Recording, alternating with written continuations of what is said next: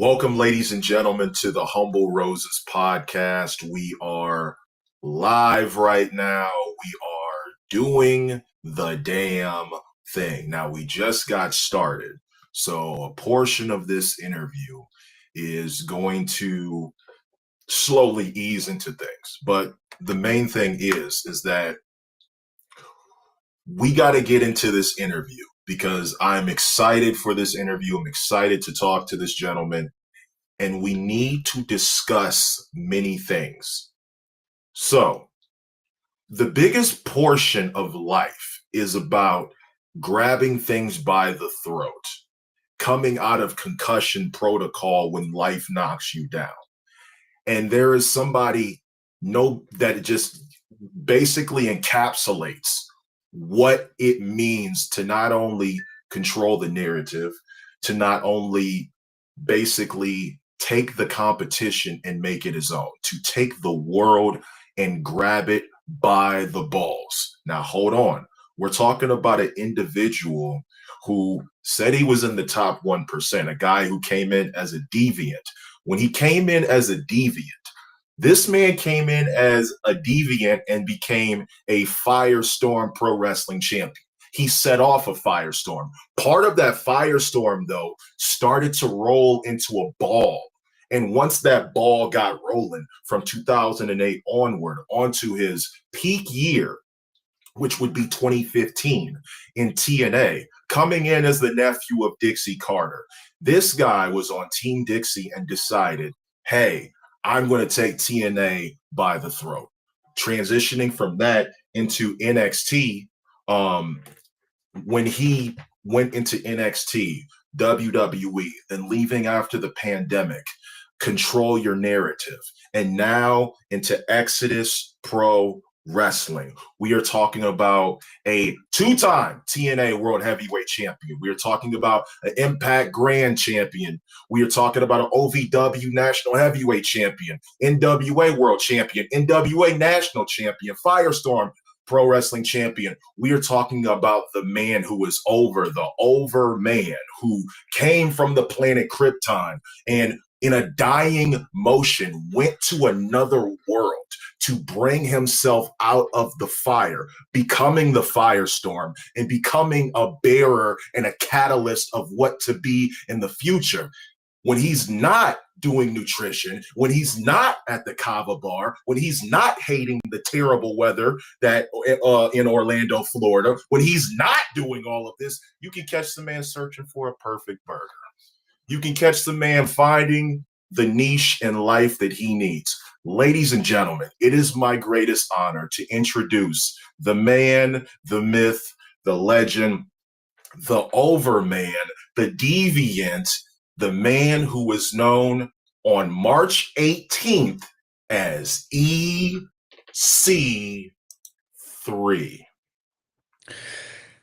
I am humbled. You deserve your roses. That was a fantastic intro.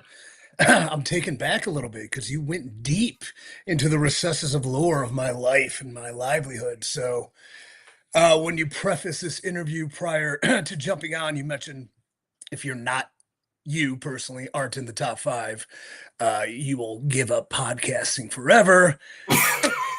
I don't think you got much to worry about as far as depth is concerned, but let's see what happens with it. Thank you for having me. I wish I had a better setup, and like looking at your camera, I think I need a better camera. But well, I got a MacBook Pro. It's cool, It's cool. For where we are in the digital age and what we're going to be doing with Exodus Pro, I probably need that upgraded technology. And for what we, Dallas, you and I, eventually do together, I mean, we could talk about that later, but we got things, how they say, popping. We got them popping. But let's...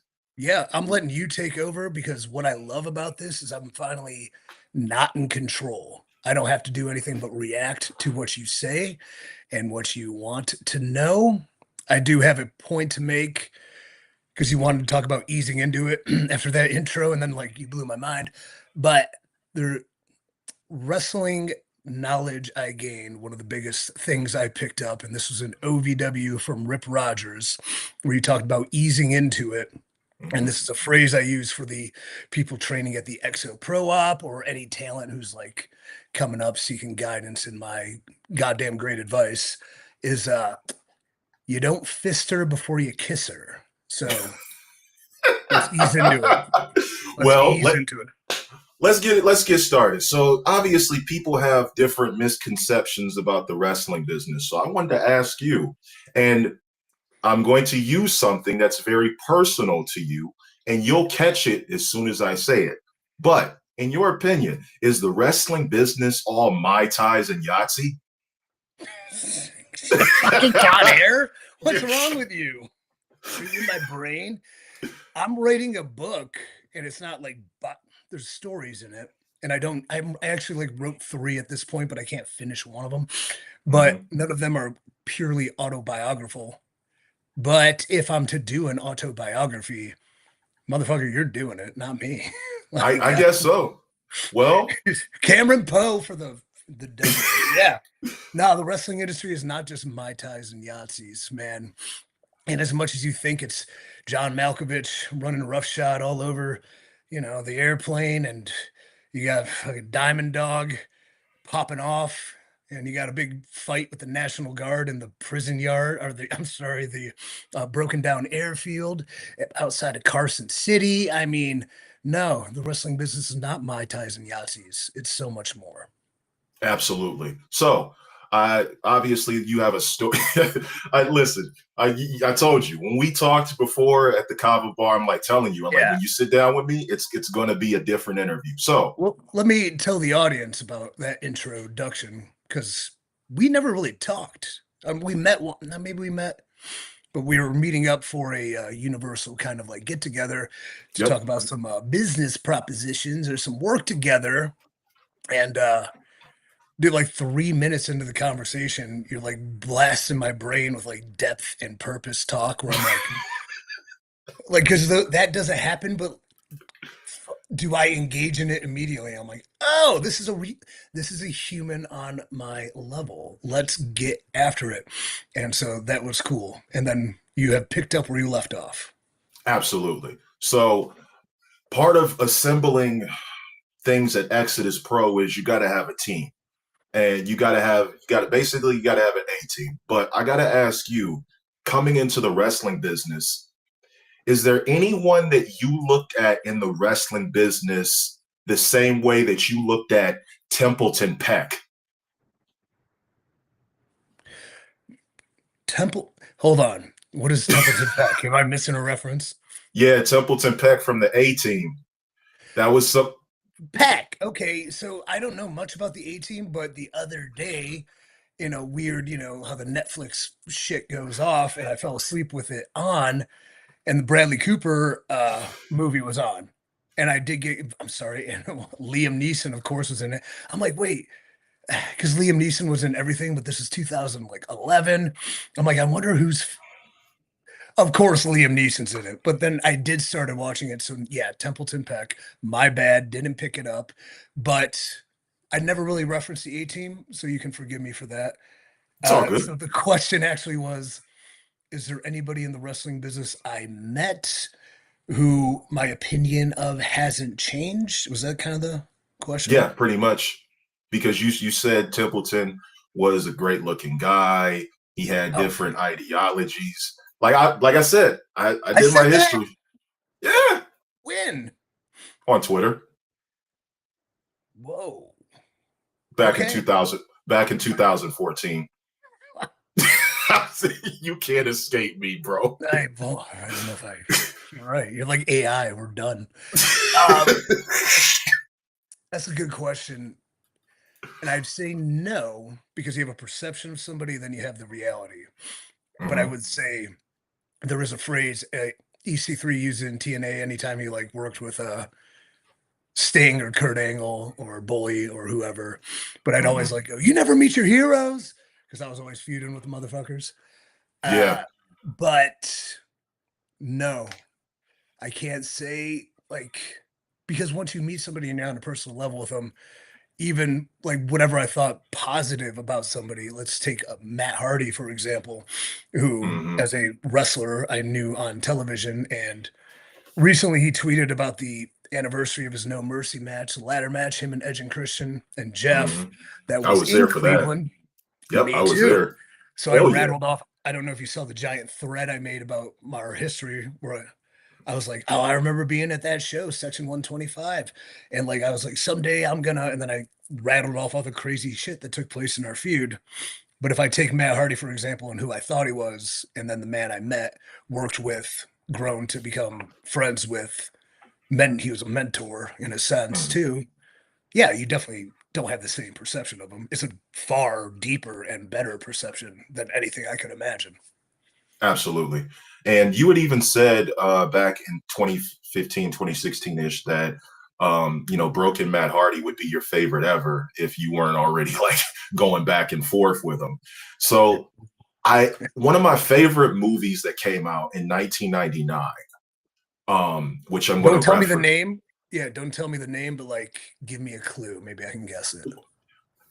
So, for ladies and gentlemen who you guys know, his real name's Michael. Don't call him Mike.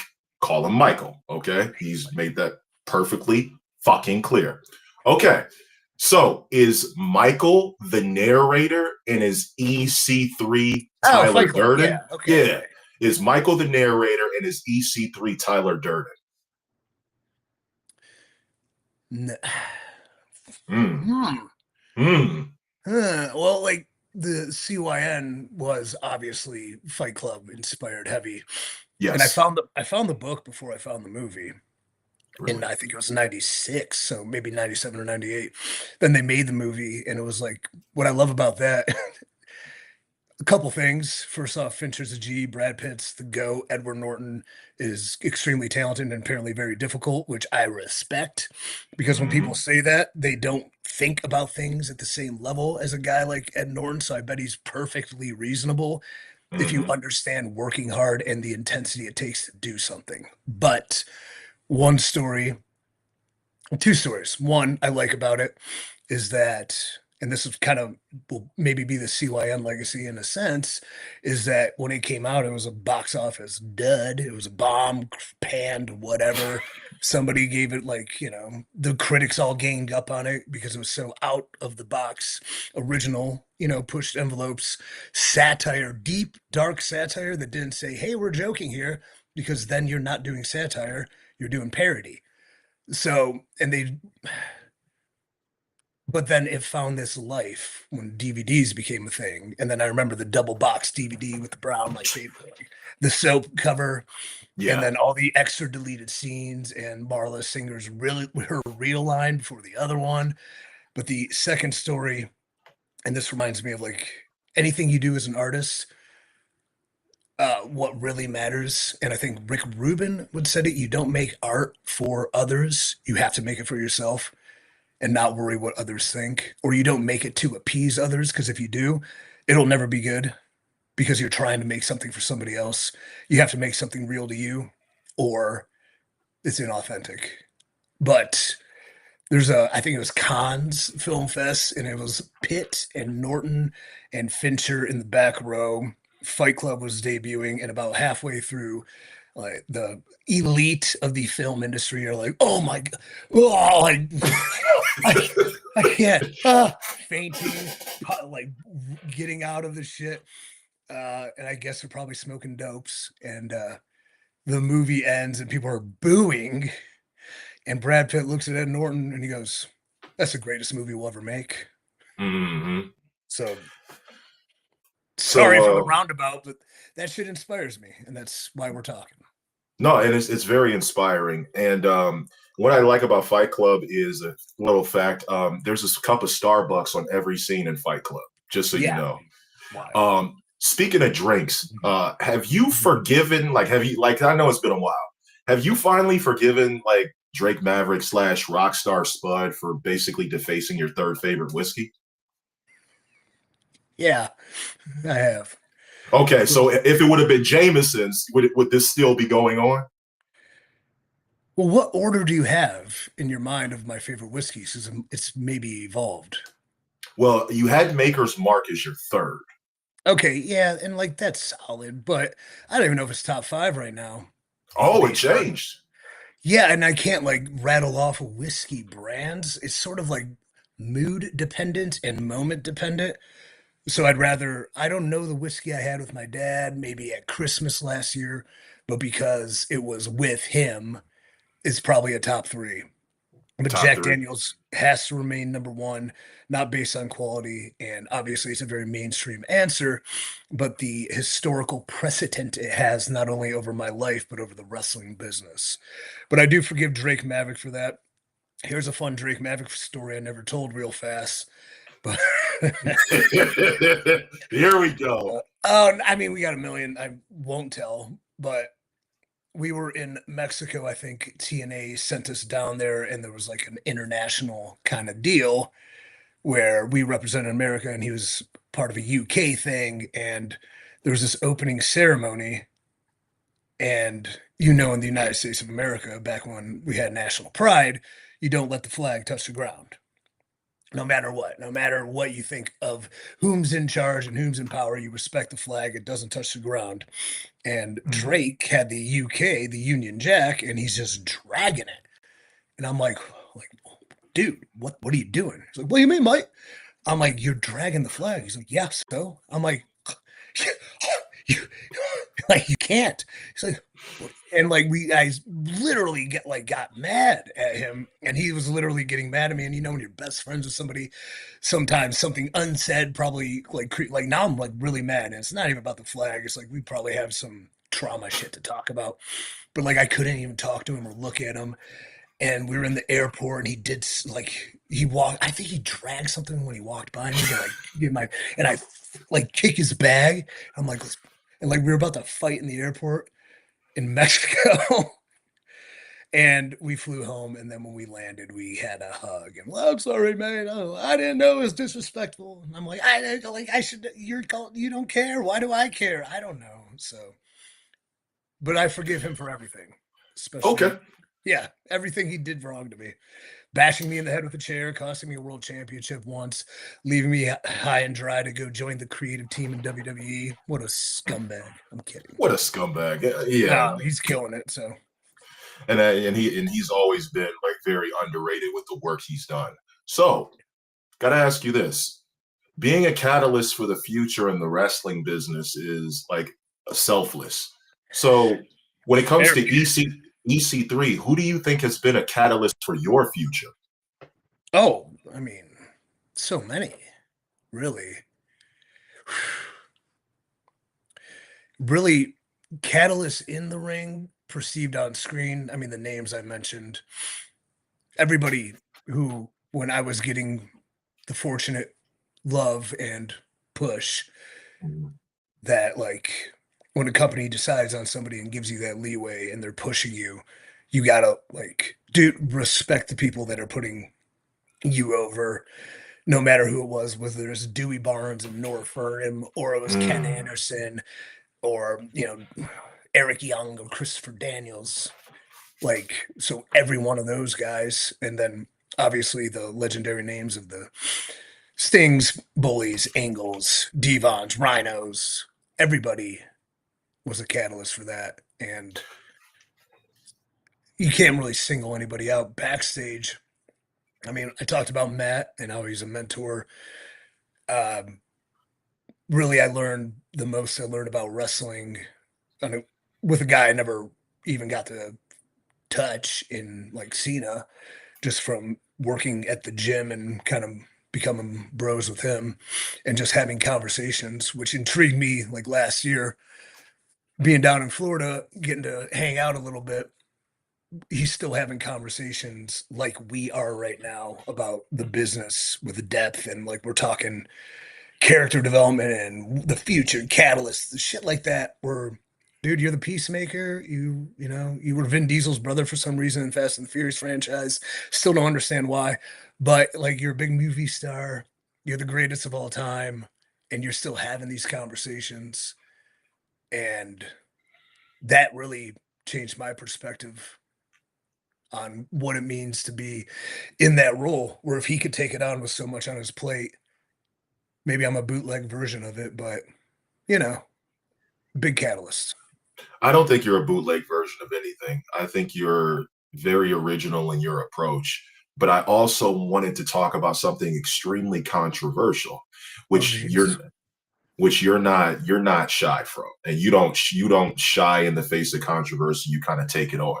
So the nickname Overman, Yeah. Overman, which I'm a big comic nerd. Overman is a very controversial version of Superman. Hmm. So, but the ideologies of that Superman is he's a protagonist, sometimes an antagonist, depending on modern ideology. So, did you have that in mind when you named yourself Overman, or was it just because it was attached to Superman and it's like an evil version of Superman that you felt it was good to go with that? Well, I'm unfamiliar with comic books, believe it or not. I know movies based on comic books and some lore based on interest in character development, but Overman was actually in the Superman comics? Because I was thinking, Overman, Overman is actually a Nazi version of Superman. geez, what? I didn't I'm know. dead. Wow. I'm dead serious. Oh my Overman is a God. Nazi version of Superman. And when I heard you and CVV talking about, I'm like Superman, and I connected the dots. I'm like, wait, let me make sure. Because obviously I've been around you. And it's not true. But I'm like, what? Like, that's why I was like, there's different ways we could go with this. So, um, You know, are you? I really searched through to feel there was some envelope, like Nietzschean psychology is where I got Overman from, the Mhm. Übermensch, and the ideal of a evolved, like man has not fully evolved yet, and then kind of the premise being like, what if Homelander didn't like thought he was Superman? You know, Homelander knows he's Homelander, and Superman. That was kind of the idea. Had I known there was, especially with the bullshit lies about CYN, there's a Yeah, Nazi version of Overman. No, that didn't even come into my purview, but it was basically, I mean, Nietzschean psychology, mustache, yeah. Prussia. Yeah, you're going to be dabbling in the fields a little bit of that kind of sense, but it was really, yeah, what if Homelander thought he was Superman? So Okay. what? And then What? really, because I'm sorry to cut you off, Go ahead. but because I'm like, I kept saying in my head, and you mentioned 2015 as a peak year. If NWA was better received and had a better distribution, the Overman year was probably my favorite and very compelling. And a lot of the things I've done with it, I'm just terrible at chronicling what I do. But everywhere I went and everything I did and all the promo, like it was fucking solid goddamn work. But Hmm. Overman stuck to me because I envisioned, and again, we'll probably talk about this with character and development, reassurances and reiterations of the same thing over and over and over again for them to get over. But in my Mm. head, thinking about it, I just kept saying in the ring announcer when he was going, he's the overman. Why? Because he's over, Over, man. man. And I can't believe how many people got that wrong as indie ring announcers. Like it's not rocket surgery or brain science, but if I could picture if it was televised consistently over time, that within 2, 3 months, it would be one of those sing along things that people love to do at shows. Cause he's over, man. Like, Man. yeah, it's just we didn't So have the resources to push it. So, so I think maybe you need a theme song saying that. Like you need an Overman theme song. I think that well, would. yeah, but then you're oversaturating. If you get people love the song, sing along. How can it be different? Is always what I'm thinking. And because Mhm. people grasp to singing the songs almost to a detriment of the show now, and it's kind of annoying for a TV audience, what would be a way to garner that same energy on a different scale? Understood, Over, man. man. That shit's sweet. Oh, it's I dope. love it. I wasn't trying to deter you from the name. I was just trying to like get an understanding of it. But now that I have that, we're good. So yeah, I wasn't Yeah, trying I to. wish you kept it at evil Superman and told me off air because like somebody will What? just clip this up. You're Nazi Well, Superman, and I'll be like, yeah, sounds about right. no, that's Back at it again. oh my gosh. Like you don't do that to your business partner. But I like, keeping it real and telling the truth. So then let me ask you this. So now, well, see, this is your last name is pronounced Hutter. Yeah, two So, T's though, so Hutter. so Whereas how about in response to that, you call yourself Hutlander? not bad, but do I want to at this point rebrand?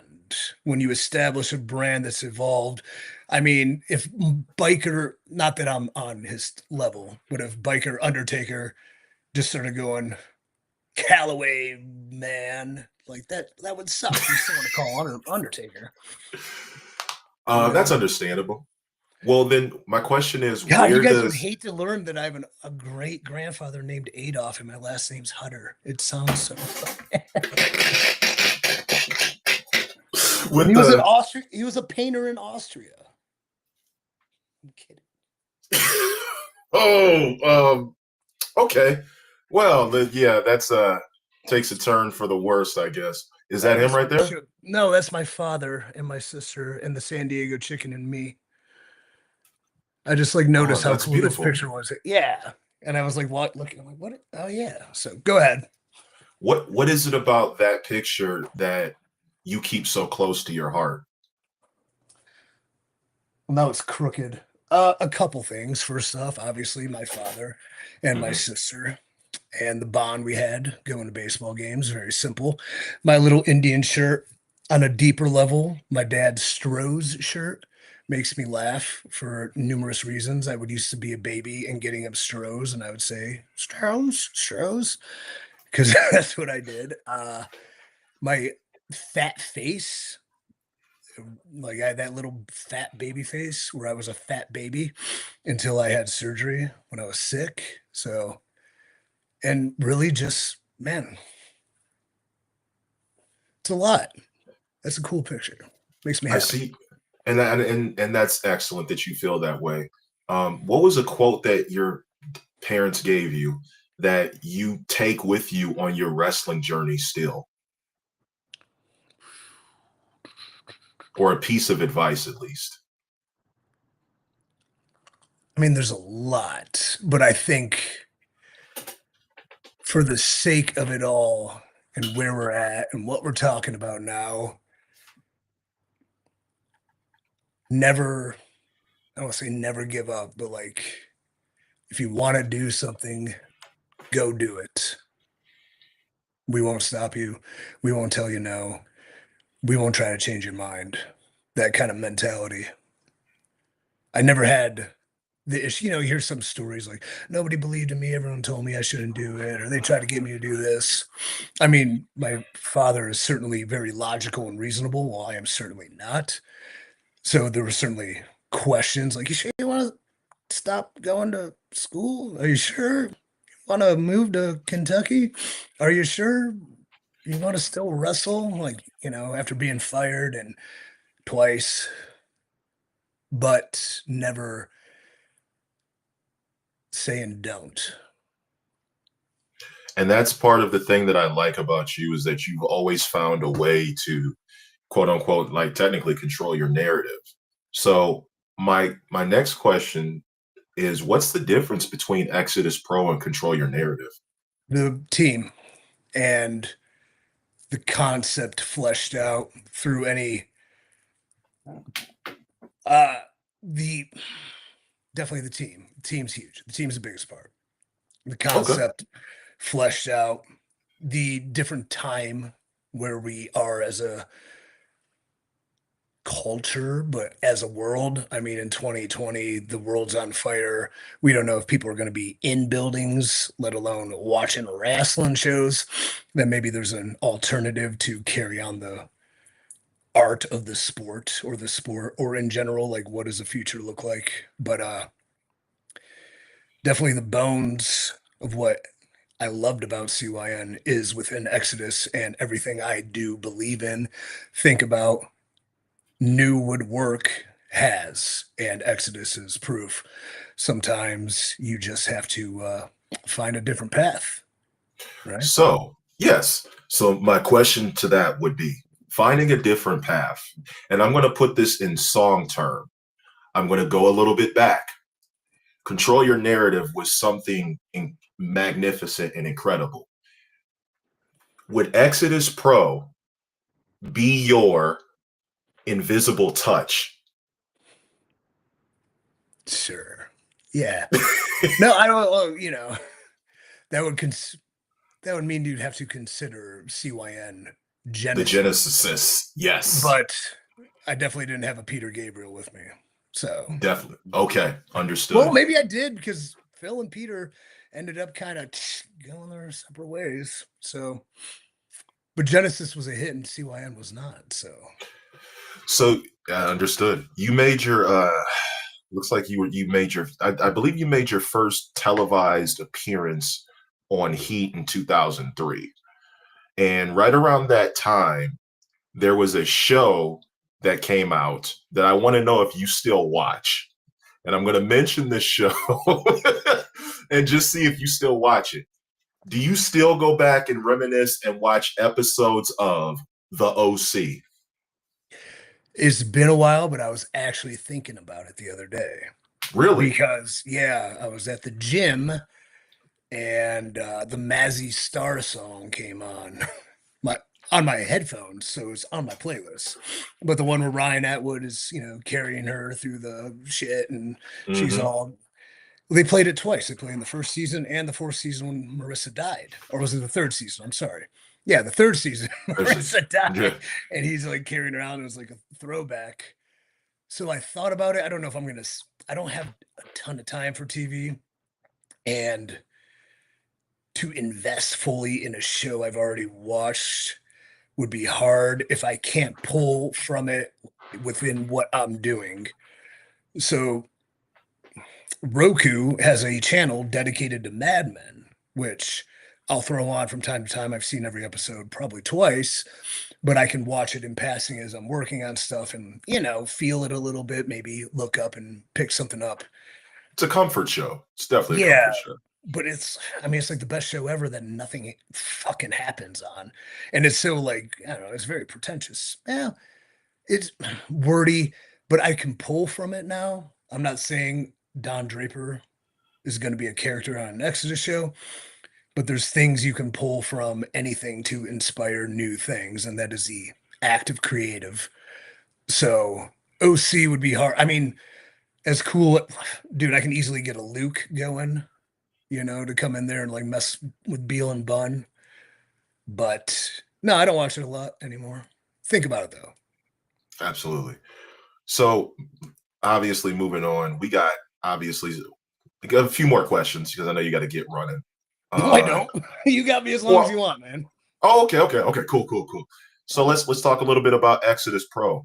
It's obviously you feel like you could either be a gear in a machine or a catalyst for the future in the wrestling business. So what's the main thing besides making money? Obviously, besides getting sponsors, obviously. What's the selfish thing you want to accomplish with Exodus Pro? Oh, that's a good question. And being a gear in the machine is paying my bills. I'm a gear in the machine at NWA.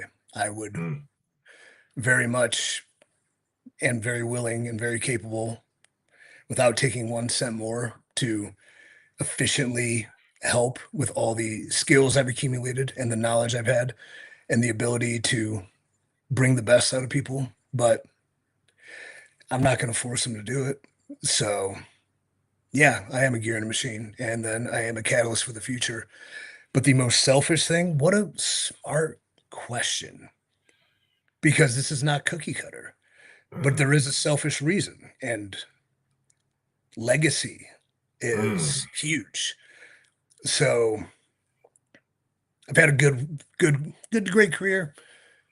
Still got time, and I'm still killing it, and nobody can kick my ass. I get that, but eventually somebody will, maybe. Probably not. I'll die first. But it will end, and it will never be to the achievements or the high levels of, like, say, an Orton Cena, whatever. That's cool. But who has like a legacy tree of just solid, consistent, great talents that you can like point to? So if there is, picture the map of all roads lead to Rome. I don't know if you've seen it. Yes, If you, yeah, but if I can have 10, 12, 20 high level pros who do great things, whether it's Exodus, NWA, any three-letter brand, WWE, what TNA, like that's a legacy to that. yeah, You don't have, who has that? Nobody who has 20 names attached to them from that those talents would go, I want to be here if he didn't guide me. And I'm not responsible for him. I'm only helping them and giving them what I know. But then them taking it and making their own name. Legacy is the most selfish thing for me. absolutely. Now, I got to ask this question because I was actually meaning to ask you this question. So, you obviously have said what you see is what you get. There really is no difference. But when it comes to a wrestling match, before you go in, is there any part of Michael that dies so EC3 has to come into play? Or is there a percentage between the two? Like, is it 50-50? How does that work? As I'm like growing and training or guiding, or I'm learning these things I wish I knew myself at certain times. So take, for example, this new thing I've instilled in, it was in this book, something about confidence, the confident mind. Mhm. But the affirmations when you walk through a doorway is like one of the chapters. Like if you affirm something every time you walk into something, you are, because how much time do you have in a day to remember to do all these things? I need to do a cold plunge. I need to do a hot sauna. I need to affirm. I need to meditate. I need to pray. I need to eat 6 meals. I need to train twice. Like, fuck, there's so much going on. I need to write a book. How can you condense them and make them, fluid? And then the affirmations through a doorway thing stuck out to me, where I'm going to begin having people like when you walk into training, what are you affirming? I'm here to kick ass. I'm going to be the best person I can. Whatever it is to you, that now I would take into wrestling, but I never had that when I was doing big things in wrestling, and I'll have big things to do where I can apply it, but I'm like, man, that's a lot of missed time. So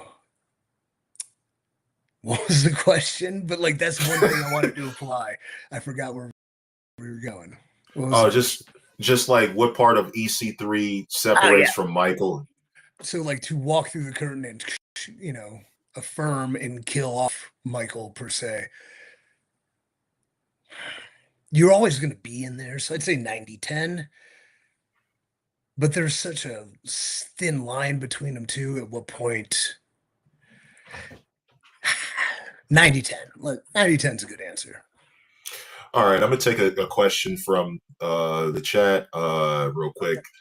My co-host Vanessa La Madrina, she has a question. She goes, "So you have a comfort show. Do you have a specific song that is your go-to for being on the road during training and before a match?" Those vary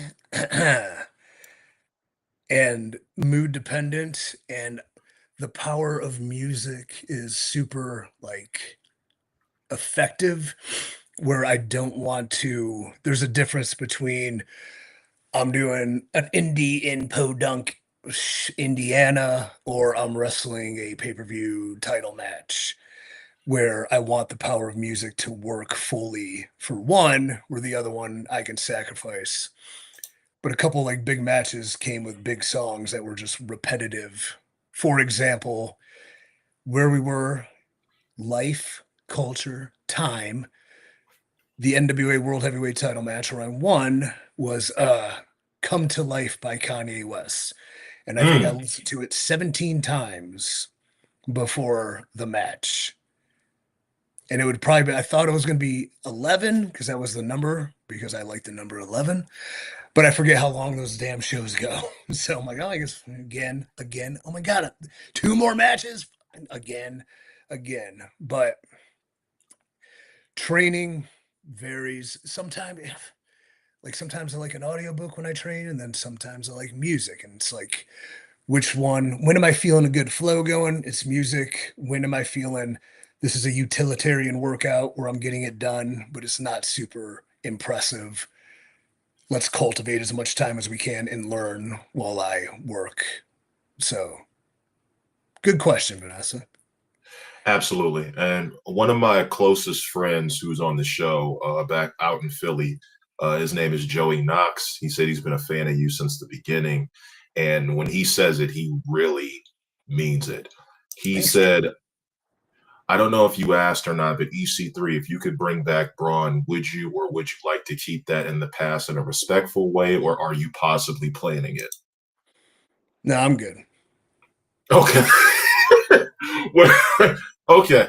Understandable. So let me get into another question. So you said you like the number 11. Do you I like the do. number 11 over the number three? Well, the three's the master number, so it's my favorite number. But I couldn't listen Same to the here. song just three times. So 11 has some spiritual, cognitive, it has some meaning to it. So, no, but nothing's better than the number three. And then Uh, 33, then 333. I mean, and I like 31 and I like 13. But yeah, three, everything, the rule of three. Um, the rule of three is something, dude, I'm putting like terminology to shit in wrestling that nobody has, but like the rule of three within wrestling, I've noticed how to make it work and pass it on to the people that are training. Uh,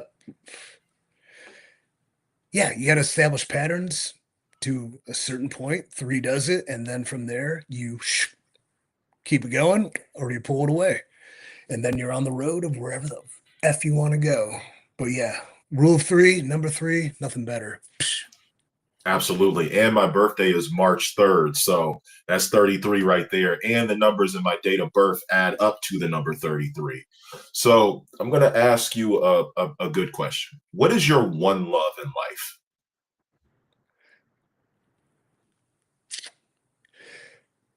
I think you can put everything into one word based on what you want to feel the most. So I love working out, but that's singular. Or I love wrestling, or I love putting on a show, or I love having a good conversation. I love all those things. So if I can narrow it to one word that encompasses everything I love fulfillment. I love to Mm, feel that mm, like that fulfilled me. That is good. That is great. That is grand.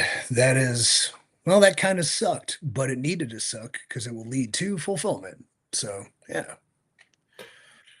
friend of mine, Chaos, asked, what are EC3's top favorite entrances of all time?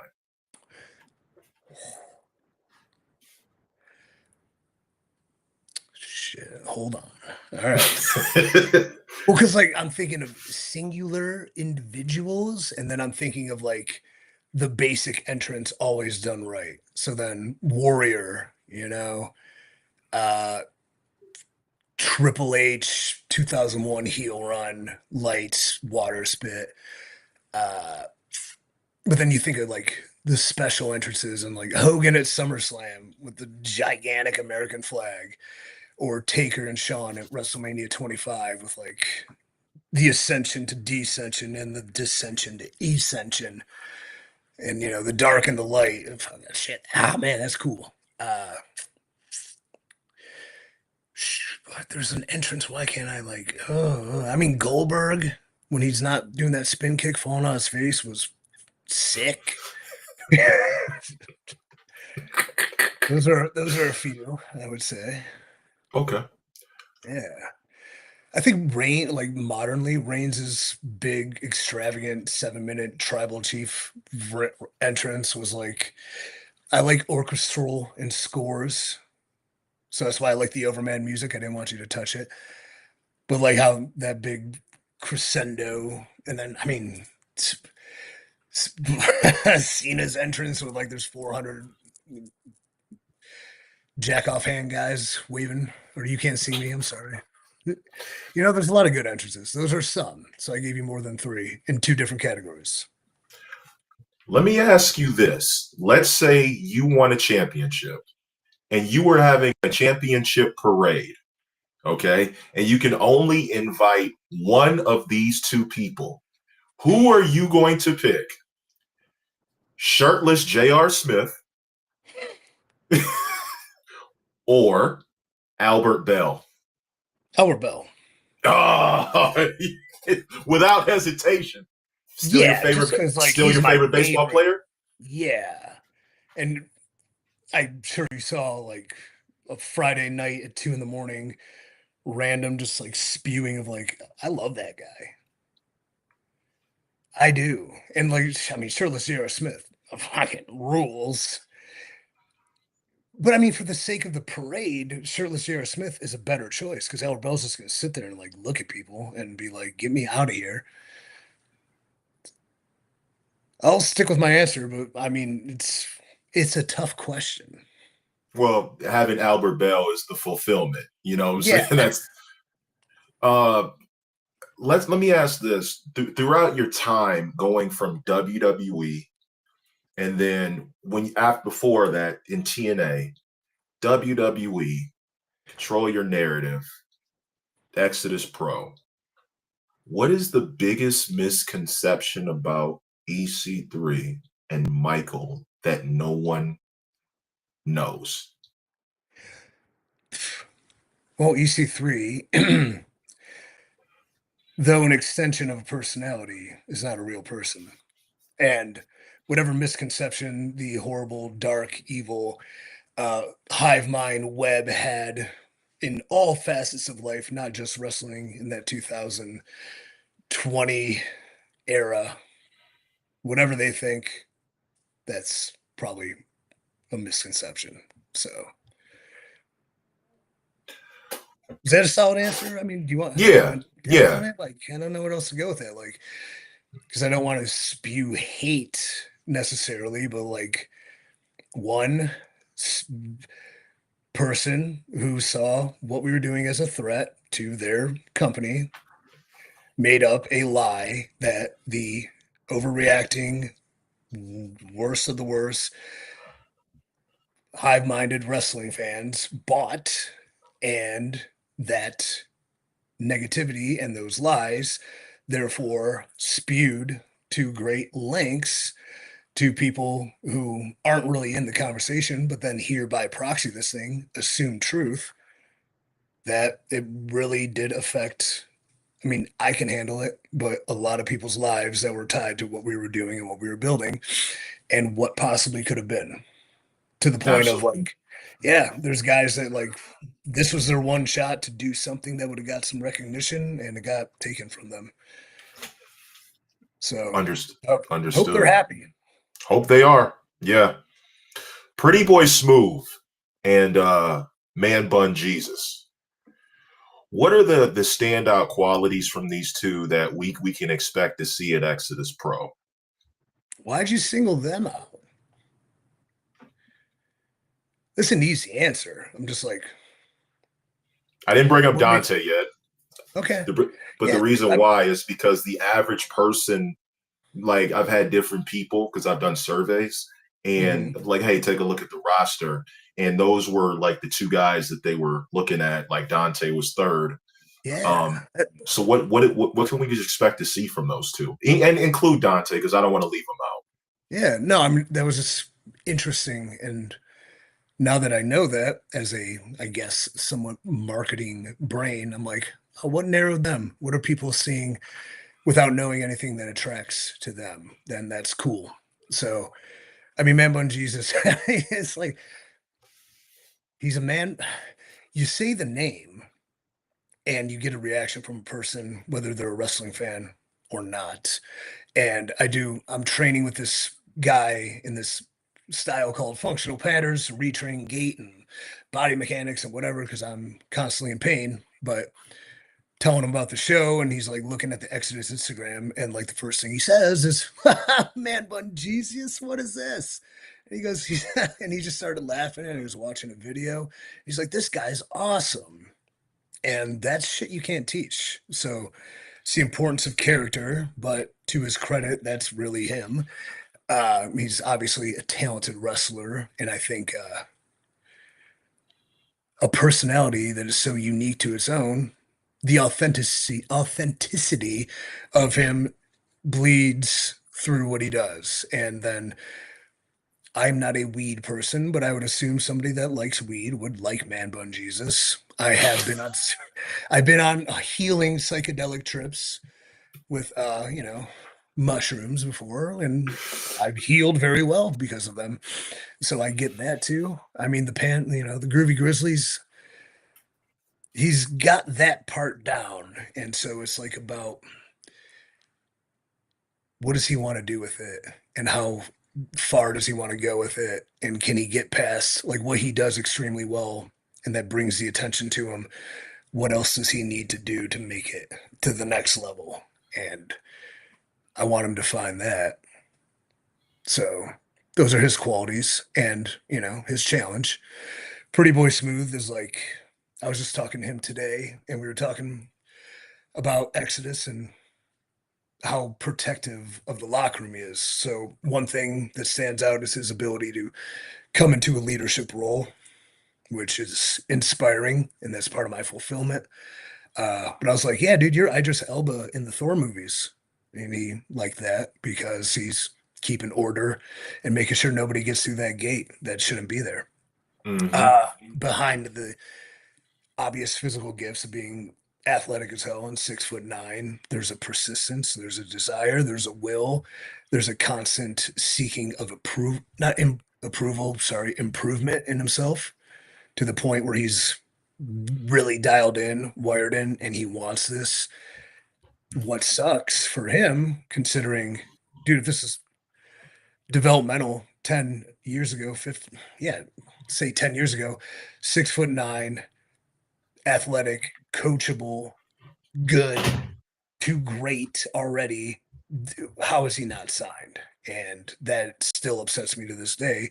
Lack of fulfillment, because what else can he do, or what are we not doing for him? Sometimes all it comes down to is the right place and the right time. Read about it in my book, you will. But like, I don't know.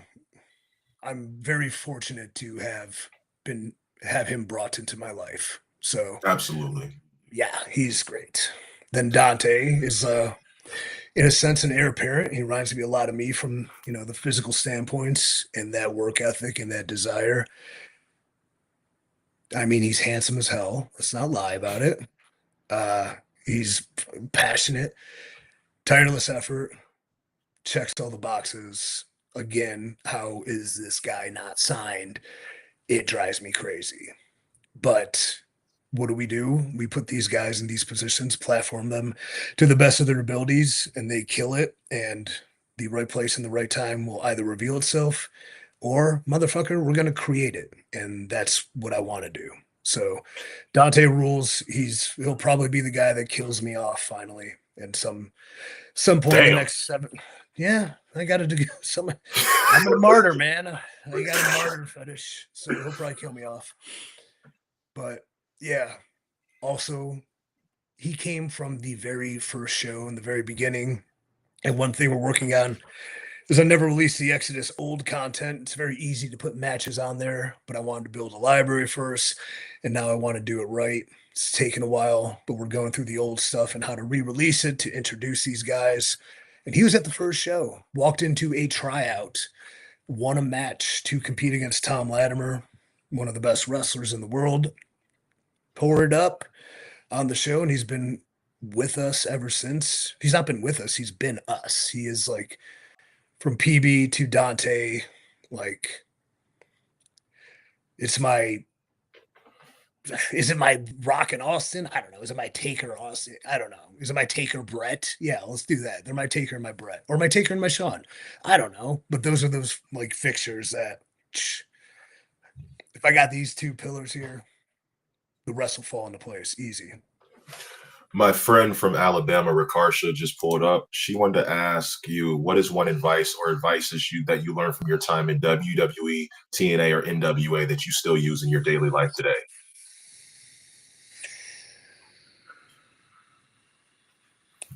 Let's go with a Cena line because it's good, but it doesn't just parlay into wrestling. It parlays into whatever you are, whatever you want to do, whomever you want to be.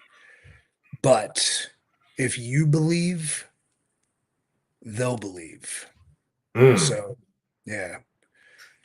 And maybe it's in tricking a counter person to giving you a first class upgrade on a flight. If they believe I'm having a really bad day and this would help me out, then I believe it too. Or if I believe it, they'll believe it. But it also, like, whatever it is you want to be or pursue, if you believe it, I want the promotion, I want to be hired by the, if I believe it, then whomever needs to be convinced of it, they'll believe.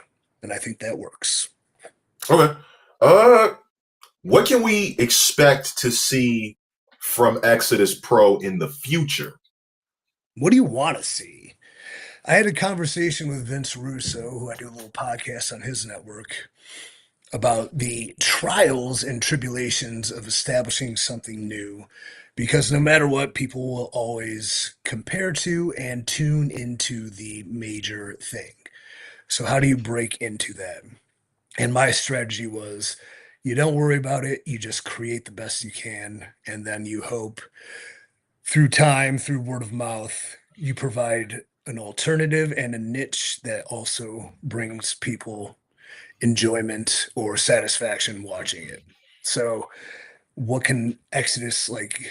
I don't have any gigantic, oh, we're going to be selling out, the Rocket Mortgage Arena in 3 years. I don't know, man. But I know that each and every show has a great deal of care, love, direction, effort for sure into making everything make sense from a contextual standpoint the best it can, which I think wrestling drastically lacks. So even like there's no matches for no reasons. I don't think we've had a match for that will be a good match. Put it on has never fucking left my mouth, except for we will not have a good match and just put it on because I don't believe in that. Anything could be good. I don't like good. I strive for great. And every person, no matter their skill set, their level, their talent, their greenness, their fears, their lacks of confidence, or their extreme amounts of confidence, can be put in a position to be great if it's highlights the best of their abilities.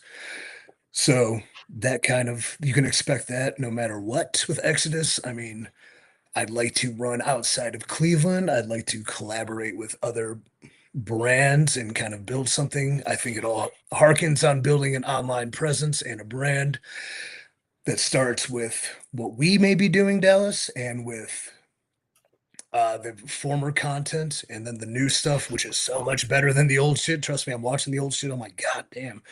But we dress it up and it's fun. But continued growth and continued excellence and no false claims, no false promises, just authentic work that they believe in and you can believe in. Absolutely, and I definitely believe in it. So I guess, ladies and gentlemen, the cat's out of the bag. Me and EC3 are like, business partners. So expect to see some stuff from us. I had a guy on this show with his wife, Mm. and his name was Killer Cross. Oh, you had Cross He, on. yeah, he came on the show, and we talked for a little bit. Um, I love what he's doing. I love Yeah. what you're doing. Would you be open to maybe having Cross if in Exodus Pro if the stars align? God, yes. Hell yeah. The only thing with Cross is like we did a little bit with the CYN and we've always like been two ships passing the night. We never really met or hooked up, whether it was WWE or whether it was TNA or the indies and shit. And then when we got together to kind of do a little bit of that, And I'm talking to this guy and I'm like, dude, are you smarter than me? I don't fucking like it. Like we're having these like conversations, like, because usually I feel like I have that edge. I'm like, oh, and you're taller. Debatable if you're better looking, I guess. But you know, but I mean, hell yeah, we're very like he wrote a book before me. Oh, I'm so mad. Fucking asshole. You know? Yeah, I would love to do stuff with him and whatever that is, because we're both wired not the same, but the polarities exist that need to, while these similarities exist that would also need to probably do some cool ass shit. Hell So yeah. the next Exodus Pro show is December 6th. And we want you guys to make sure you grab the tickets. It's definitely going to be a great show as well. Please Yeah. make sure that you come prepared. So what time is this show, like around 5 or 6? I don't know the details. I just make the shit. The doors open at 5. The show Hmm. begins at 6. You will be pleasantly surprised with the efficiency of the runtime and the amount you get, because I don't know if you've ever been to an independent wrestling show and the shit drags forever and it's fine. Yeah, it But definitely does. you you are left wanting more.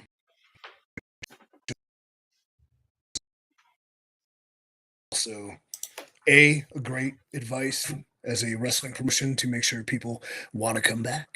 So yes, that is December 6th. Journey 3. This is the first show. Like I've removed myself from the flyer. That's how all in I'm on everybody else. We got Richard Holiday and Dante Casanova. Carson Drake and the Slime Balls will be there, probably in some sort of fiasco with Pretty Boy Smooth and Pastor CeeLo. What else? We got Man Bun Jesus, Sam Beal, M. Beal J. Gonna have a tag team Hmm. match on there. Whom against? We had a little bit of like anything you can't plan. You can plan, but you can't plan for things you can't plan for. So there'll be some changes, but M Dog 20 versus Anthony Green is going to be a sick banger. Cowpoke Paul, he's hot right now. Yeehaw, giddy up. Yeah, show's going to be dope. Definitely. And ladies and gentlemen, obviously we have the legend on the show. Make sure you subscribe to the Humble Roses podcast. This is the QR code to subscribe to it, because we are just trying to my goal is to get us to at least 500 subscribers by the end of the year. We're at 320, 331 now, maybe. But Hold on, obviously, I just subscribed, so we're 330. okay, thank you. Dude, Thank you. if I'm 333, that would be sweet, wouldn't it? Oh, So, woo! I think we can figure something out to make it happen.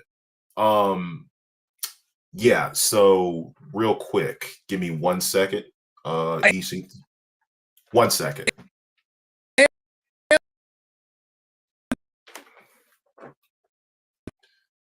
Yeah, definitely. Give me 1 second. I'm sorry, 1 second. I have this right here.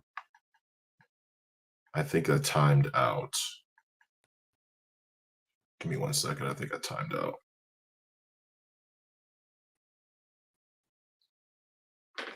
Hold on. I think I timed out.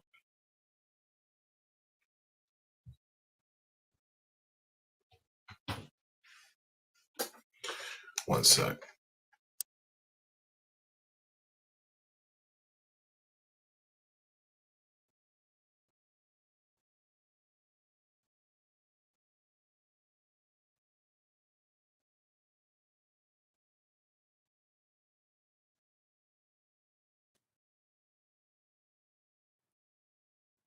oh no.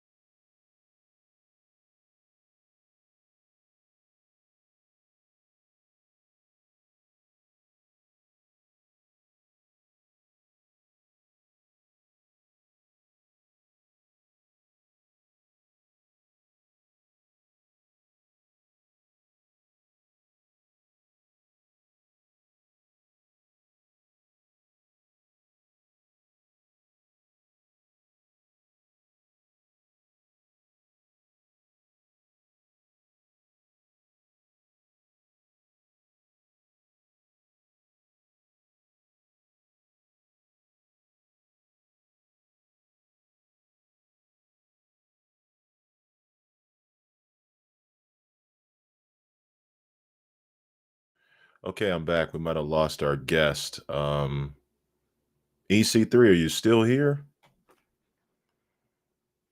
Uh, Hold on. I think we.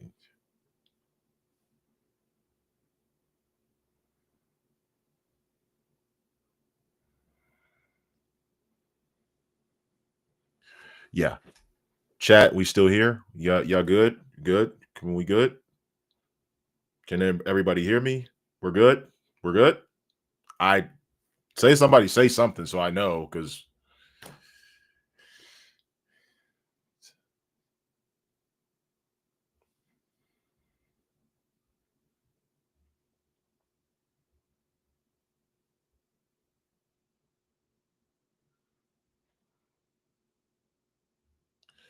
okay.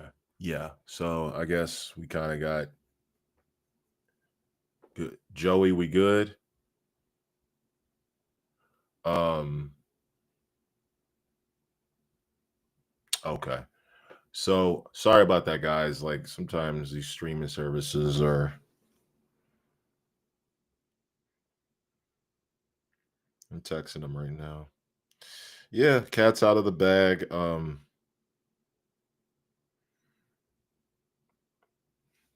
Me and EC3 are working together. Yep. That's um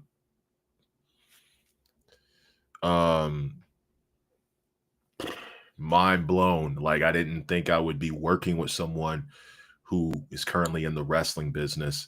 And that's kind of like the fulfillment that I need because as a man, you need that kind of fulfillment. You know, like EC3 has like been really kind to me and my people.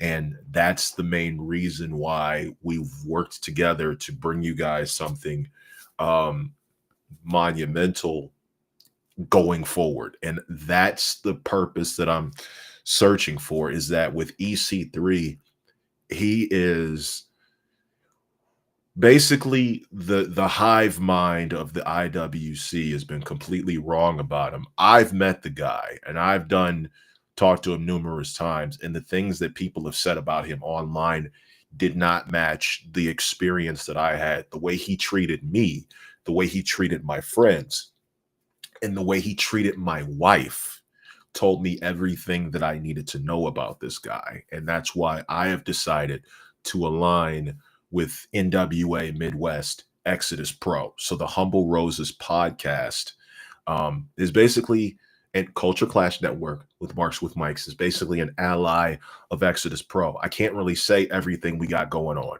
but there is going to be a lot of work that we're going to do with Exodus Pro going forward. What that will be, we'll see.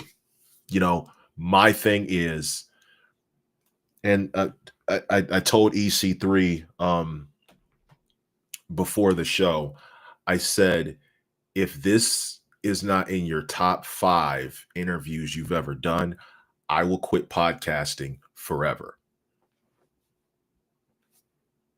Forever. So EC3 just texted me and he said, top 5.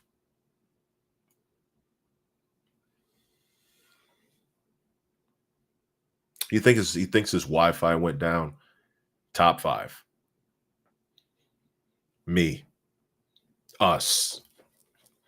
All of y'all who were in the chat. You want to talk about a legacy, you want to talk about fulfillment, you guys are the reason it was top 5. Your involvement, your love.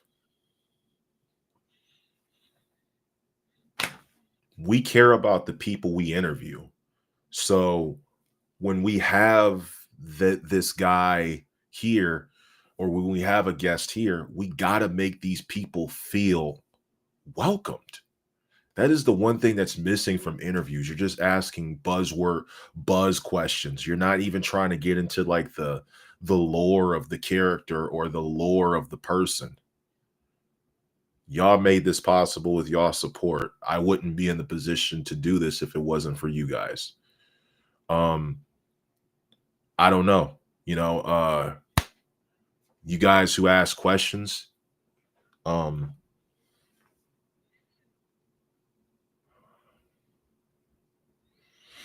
he may not, I don't think he's coming back or he had to go. But that's okay. Like, we give yourself some damn roses. No. Mm-mm. What is the first name in this podcast after the? Just because I ask great questions doesn't make me better than anybody else. I'm not better than any other wrestling content creator. I am simply a guy who wants to have conversations with pro wrestlers and other people who are the unsung heroes of their culture.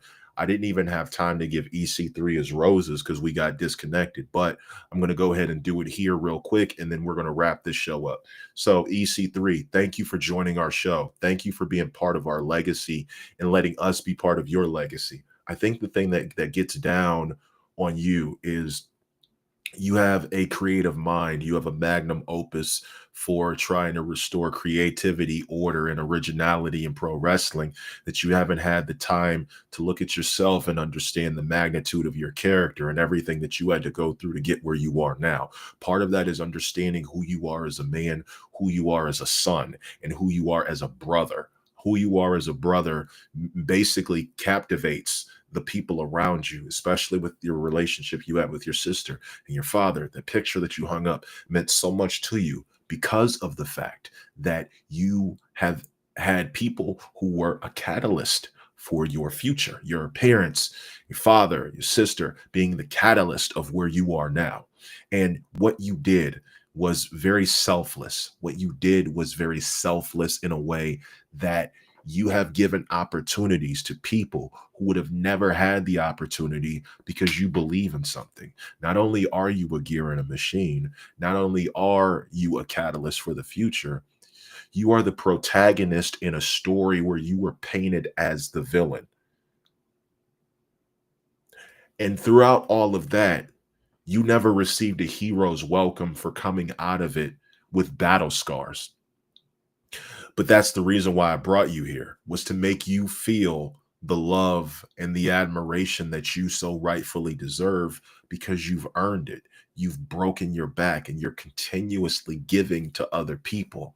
You're very trusting. Even like with me, my wife was like, "Why does he trust you right away?" And I think it was because the first impression that I gave and the respect that I gave to you for laying your body and your life on the line for our entertainment helped me get to the where I am now, because of you, because of the things that you said and did, and the things that you did on top of it to make sure that everybody around you came with you on this journey. Speaking of journey, December 6th, Journey 3, Exodus Pro, 5 o'clock p.m. is when the doors open. 6 o'clock p.m. is when the show starts.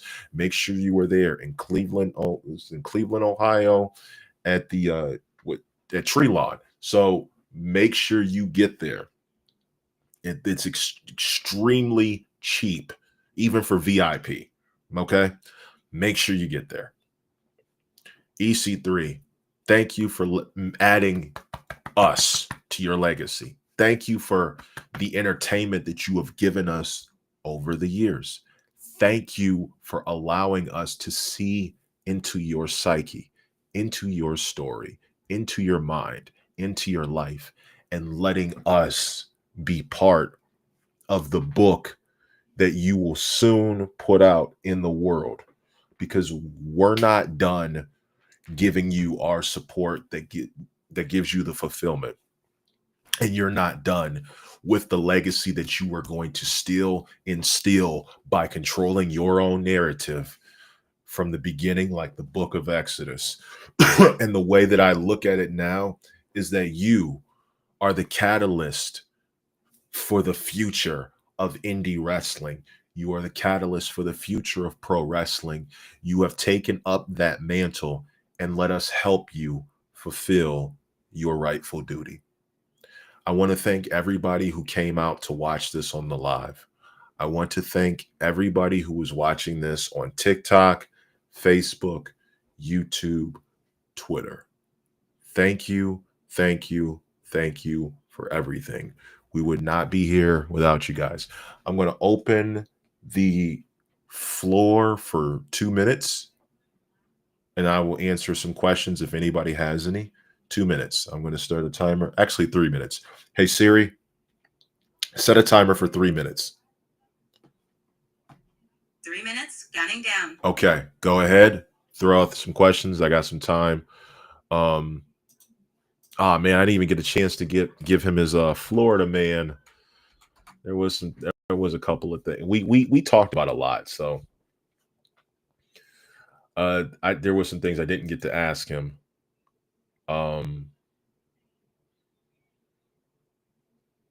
If anybody has any questions, leave the floor. You got 2 minutes and 28 seconds. Make it quick. Just so I can make sure I'm addressing everybody who, you know what I'm saying?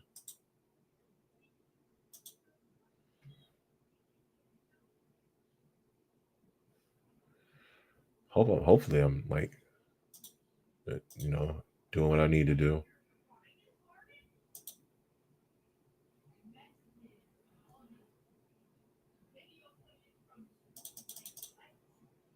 Okay.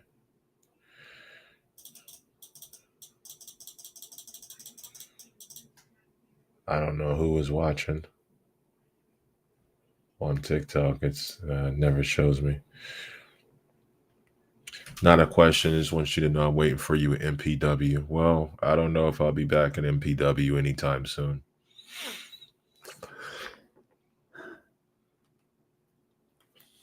To be completely honest, like I accomplished everything at MPW that I wanted to accomplish, so shout out to MPW, shout out to Geechee, Robbie, you, Joey, J Mac, Kareem.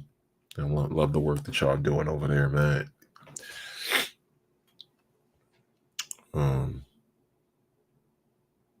Just thank you. Thank you. All right, looks like nobody has some questions for me. We're coming down to about 56 questions. 50 seconds. Okay, I can go ahead and end this. But I want to say before I go, make sure if you have not subscribe to the Rose Gang. Use this QR code, takes you straight to the YouTube. If you are watching on a TV, make sure you do subscribe. We have different interviews coming along, and obviously we have some things planned. The award show is still December 21st, so make sure you show up to the Rosie Awards. That is going to be December 21st, and on top of that, there are going to be some surprises for the Rosie Awards. So expect some surprises. Make sure you show up because, again, this is the one thing I say about the Humble Roses podcast. You never know who will show up. I told you that with Killer Cross. Killer Cross showed up with Scarlett during one of the times. So thank you guys. I know SmackDown is on. So hold on, Joey has a question. What's your favorite thing about meeting these great wrestlers? To be completely honest, just my favorite thing is interacting with them and just finding out like who they really are when the cameras are off. And like that's the main thing that I've always strived for, is finding out like who you really are behind the mask. And that's the thing that I fear the most, is putting a wrestler in a compromised position to where he doesn't trust coming to this show. I don't ask gotcha questions. I don't like those. Like when I asked EC3 about the Overman thing, I'm like, hey, do you realize what this is or what this represents? I don't want you, as I'm your business partner, I don't want you to be sending the wrong message, especially if we're doing business. It wasn't a way to knock him, but I didn't know like where the ideology went with that is.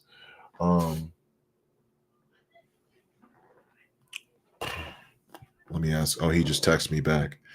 Thank you, bro. Best is yet to come.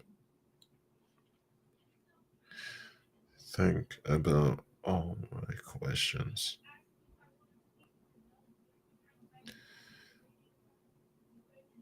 Okay. Oh, hold on real quick before we go.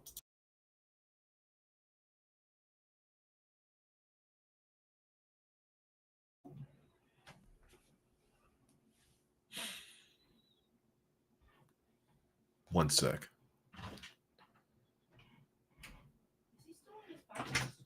Yeah, come here. Come here. Okay, guys. That's Come here. embarrassing. Don't knock it over.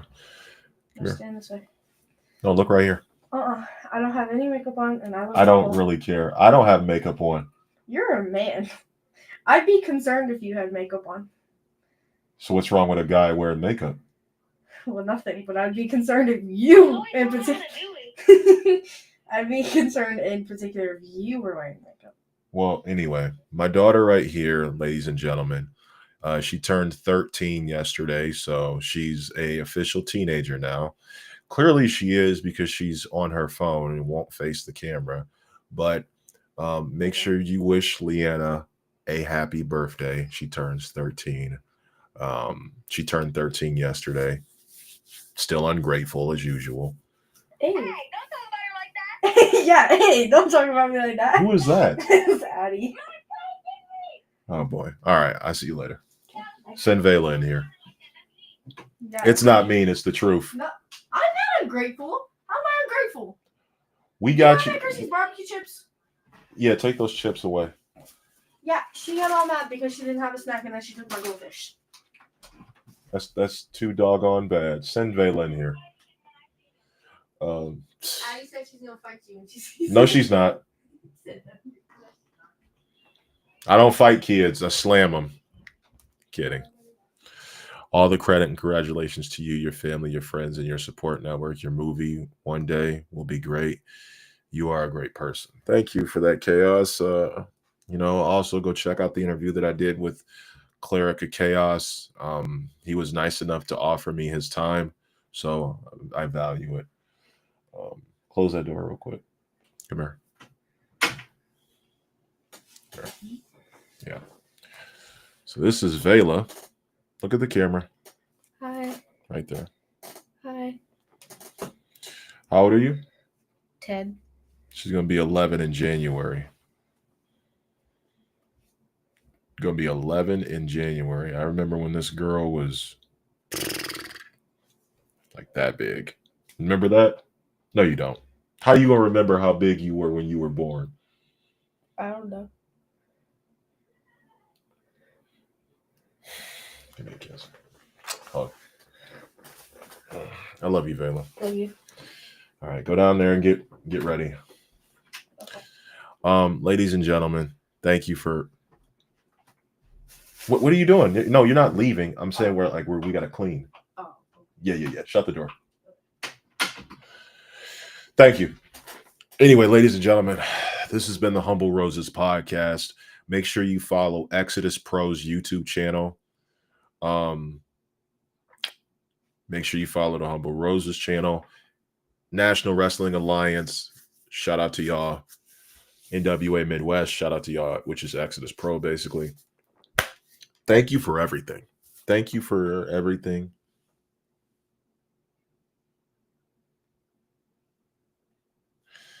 EC3 loved the questions.